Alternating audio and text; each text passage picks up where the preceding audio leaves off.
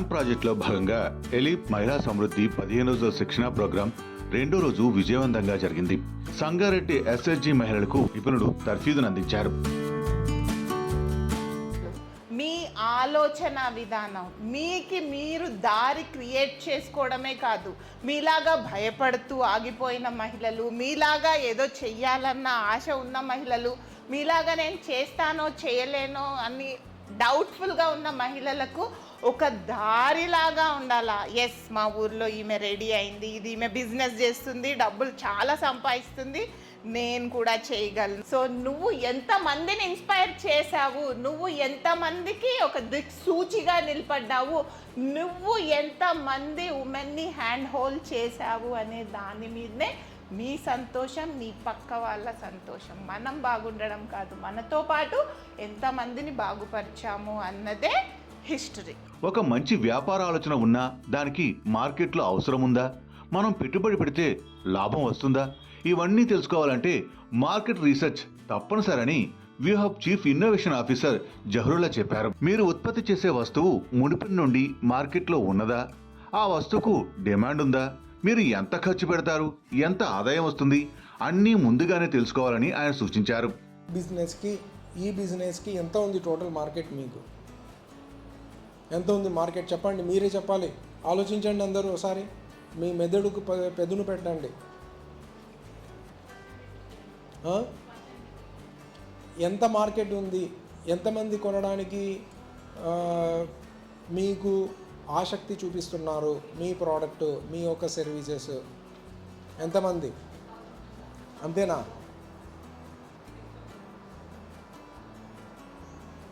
మీ ప్రోడక్ట్ని ఎవరు ఉపయోగిస్తారు వాళ్ళందరూ వస్తారు. టోటల్ అడ్రసబుల్ మార్కెట్ అంటే మీ ప్రోడక్ట్ని ఎవరెవరు ఉపయోగిస్తారు?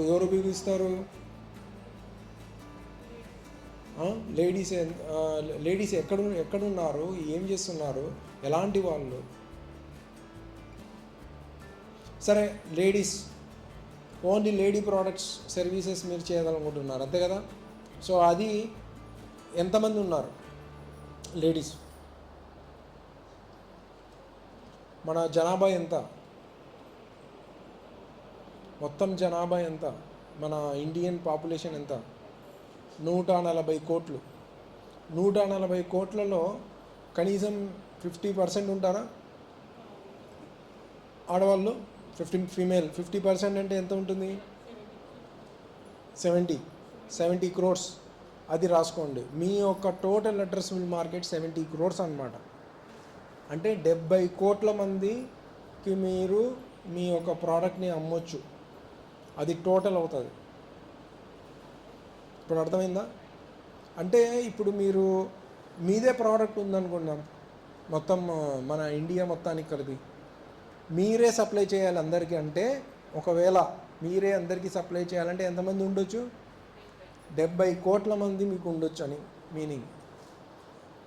టోటల్ ఫీమేల్స్, ఆడవాళ్ళు ఎంతమంది ఉన్నారో total is equal to your product sales.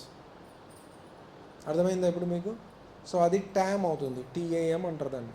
తర్వాత శామ్ అంటే సర్వీసబుల్ అడ్రసబుల్ మార్కెట్. రెండో రోజు శిక్షణలో భాగంగా ఎలి ప్రాజెక్ట్ ఆఫీసర్ కాసిం గారు కూడా మాట్లాడారు. మార్కెట్ రీసెర్చ్ చేసే పద్ధతుల గురించి వివరించారు. కస్టమర్ అవసరాలు ఎలా తెలుసుకోవాలి, పోటీదారులు ధరల విశ్లేషణ ఎలా చేయాలనే వాటి గురించి మహిళలకు అవగాహన కల్పించారు. పెద్ద పెద్ద కంపెనీ వాళ్ళు ఎగ్జిబిషన్స్ పెడతారు. ఇప్పుడు మా దగ్గర ఈ ప్రగతి నగర్లోనే ప్రతిసారి ఏదో ఒక ఎగ్జిబిషన్ జరుగుతుంది కమ్యూనిటీ హాల్స్లలో. వాటిలలో రకరకాల వాళ్ళు వచ్చి పెడుతుంటారు. అట్లా మనకు కూడా ప్రభుత్వం కొన్ని ప్లేసులు ఇచ్చి, ఇప్పుడు శిల్పారామంలో మనకు కొంత ప్లేస్ ఇచ్చి అక్కడ మనం మన ఇట్లాంటివి తెలుసుకోవాలన్నమాట. ఈ బలహీనతలను ఏం చేయాలి, మనము అధిగమించాలి, బలాలను ఏం చేయాలి, సమీకరించుకోవాలి. అట్లా అదేవిధంగా మరి తర్వాత అవకాశాలు ఏమున్నాయి, మనకు ఈ వ్యాపారం పెడితే ఏ విధంగా బెనిఫిట్ అవుతుంది, ఈ వ్యాపారం పెట్టడానికి అవకాశాలు ఏమున్నాయి, ఫిజబిలిటీ ఏమున్నది, ఈ వ్యాపారం పెట్టడం వల్ల మనకి లాభాలు వస్తాయా రావా, ఆ అవకాశాన్ని మనం తెలుసుకుని ప్రారంభించాలి. ఇది ఎంఎస్ఎంఈ పాలసీ గురించినటువంటి అవకాశం. ఎంఎస్ఎంఈలకి ఎన్ని అవకాశాలు ఉన్నాయి అంటే ఎంఎస్ఎంఈ పాలసీ 2024 ప్రభుత్వ చట్టం ప్రకారము ఎంఎస్ఎంఈలకి అనంతమైనటువంటి అవకాశాలు ప్రభుత్వం కల్పిస్తుంది. ముడి సరుకు దొరకకపోవటము, ఇట్లాంటి ఇన్ఫ్రాస్ట్రక్చర్ ఫెసిలిటీస్ గ్రామాలలో ఉండవు. అక్కడ మీరు పరిశ్రమలు పెట్టాలంటే కొంచెం కష్టమైంది. అదేవిధంగా మార్కెటింగ్ నైపుణ్యాలు, ఇతర ప్రచార వ్యూహాలు మీకు ఎంఎస్ఎంఈలకు అందుబాటులో ఉండవు. అదే పెద్ద సంస్థలు అనుకోండి, ఉదాహరణకి హ్యాపీ అడ్వర్టైజ్మెంట్ వస్తుంది, థమ్స్అప్ అడ్వర్టైజ్మెంట్ వస్తుంది, ఫ్రూటీ అడ్వర్టైజ్మెంట్ టీవీలలో అక్కడ ఇక్కడ వస్తుంది. మనం దానికి కోట్లు పెట్టి పెద్ద పెద్ద నటీనటులను పెట్టి చేపిస్తారు. కానీ మనం అట్లా చేయలేం కదా. మనం చేసేది చిన్న బిజినెస్. దానివల్ల కూడా మనకు అది ఒక బలహీనత. మరి దాన్ని ఎట్లా అధిగమించాలి? ఈ బలహీనతలు దృష్టిలో పెట్టుకొని దాన్ని అధిగమించాలన్నమాట. ఇంతకుముందు బలాలనేమో సమీకరించాలి. ఈ బలహీనతల్ని మనం మన దగ్గర ఉన్నటువంటి బలహీనతలు ఏంటి అని చూసి వాటిని మనము అధిగమించాలి. ఇప్పుడు సపోజ్ అలిప్ సంస్థలో ఖాళీ ప్లేస్ ఉంది, అక్కడ మీరు ఏదో వర్మి కంపోస్ట్ ప్రాజెక్ట్ చేద్దాం అనుకుంటున్నారు. దానికి అలిప్ సంస్థను అడిగితే వాళ్ళు ప్రొవైడ్ చేస్తారు. ఆ ప్లేస్లో మీరు అది చేసుకోవచ్చు.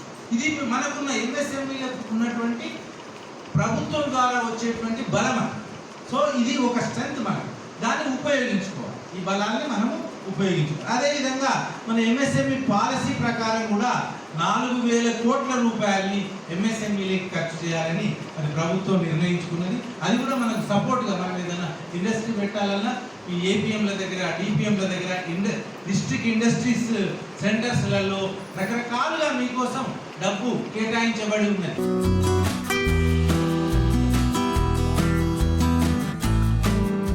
రెండవ రోజు శిక్షణతో మహిళలకు ఒక స్పష్టత వచ్చింది. తమ వ్యాపార ఆలోచన నిజంగా సాకారం కావాలంటే మార్కెట్లో ఎలా అన్వయించాలో ముందే తెలుసుకోవాలనేది వాళ్ళకి అర్థమయ్యే రీతిలో నిపుణులు వివరించారు.